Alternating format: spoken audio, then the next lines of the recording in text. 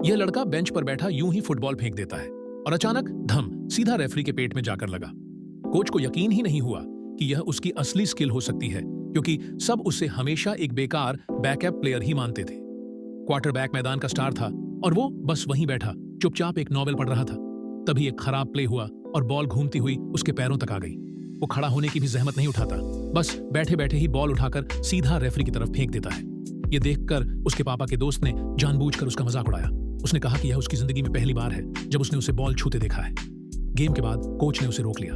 उसने ठंडे लहजे में साफ कर दिया कि वो जानता है कि वो नॉवेल पढ़ रहा था और उसने उसे टीम से निकालने की धमकी दे दी।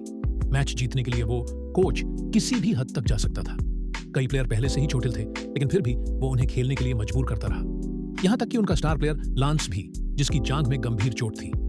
कोच ने चुपके से उसे दर्द रोकने वाले इंजेक्शन दिलवाए ताकि वह खेलता रहे। बॉब को जबरदस्त सिर की चोट लगी थी, वो ठीक से हिल भी नहीं पा रहा था, लेकिन फिर भी कोच ने उसे लांस को कवर करने के लिए मैदान में उतार दिया। बॉब जैसे ही मैदान में कदम रखता है उसी पल गिर पड़ता है। फिर भी गेम ऐसे चलता रहा जैसे कुछ हुआ ही नहीं। बॉब के बिना सुरक्षा के लांस पर फिर से जोरदार टक्कर पड़ती है और उसकी घायल टांग इतनी बिगड़ जाती है कि वह पूरी जिंदगी के लिए अपाहिज हो जाता है। वो अब कभी फुटबॉल नहीं खेल पाएगा, लेकिन बेदिल कोच को सिर्फ रिजल्ट से मतलब था, इसीलिए वह तुरंत उसे हीरो को लांस की जगह लेने का हुक्म दे देता है।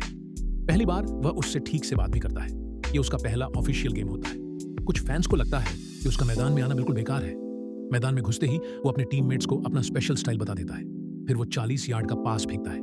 डिफेंस को रिएक्ट करने का मौका मिलने से पहले ही टच डाउन हो चुका होता है। पूरा स्टेडियम शोर और तालियों से फट पड़ता है। यहां तक कि कमेंटेटर भी चिल्ला उठता है। ये लड़का आखिर आया कहां से? पहली बार उसके पापा को उस पर गर्व महसूस होता है। तभी अचानक कोच उसे सामने वाली टीम की आंखों पर अटैक करने को कहता है। वो साफ मना कर देता है, इसलिए वह एक बार फिर अपना प्लान टीम के साथ शेयर करता है। वो पहले बॉल हैंड ऑफ करता है ताकि सबका ध्यान उधर चला जाए।